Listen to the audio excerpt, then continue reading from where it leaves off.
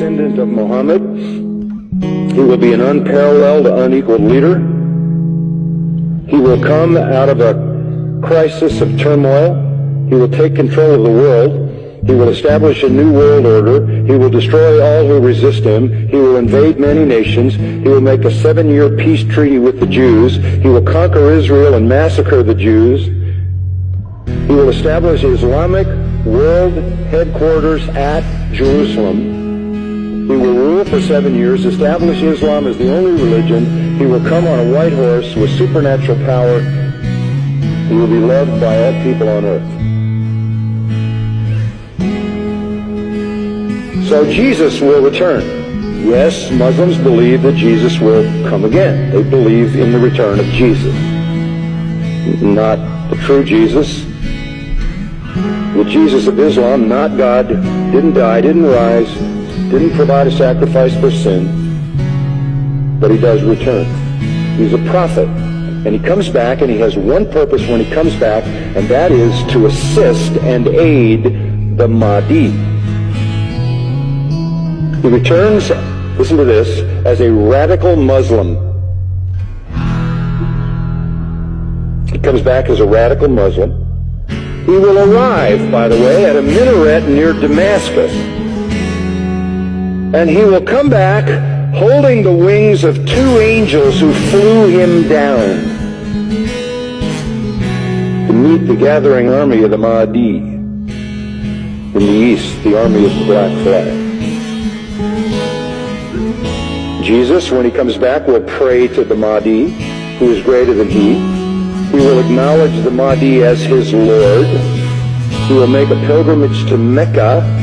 He will worship Allah, and thus he will lead all Christians who will follow him to reject their notion of Jesus and accept the real Jesus, who is nothing but a prophet and a man.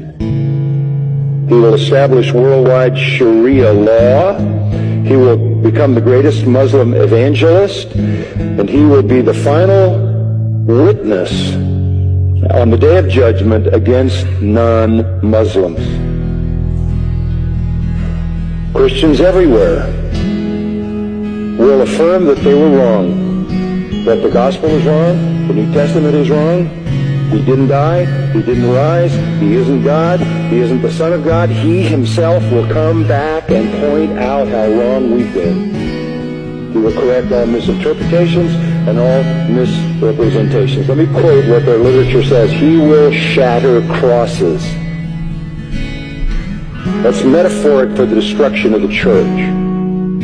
A symbol of Christianity being placed in the church. He will kill pigs.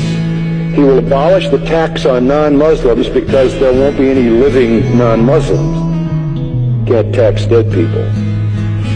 And then he will do one more thing. He will kill the Islamic Antichrist. He will kill the Islamic Antichrist. Then he will die and be buried by Muhammad, but not until he has destroyed Christianity by revealing who he really is. One of their writings says he espouses the cause of the Mahdi. He is the Mahdi's executioner. He is the Mahdi's enforcer.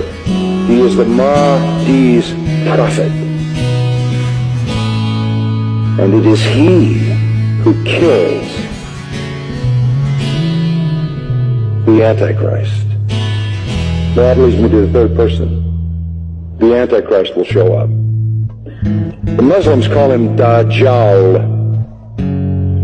He is the great deceiver. He comes to earth on a mule, and he's blind in one eye. He is an infidel. He is a false miracle worker. This Antichrist, this Islamic Antichrist. So you know who he claims to be? He claims to be Jesus, the Son of God. He claims to be deity. He will attempt to stop the Mahdi and the true Jesus, but the true Jesus will slaughter him. This is their view of the true Christ. Our Jesus is their Antichrist. Our Antichrist is their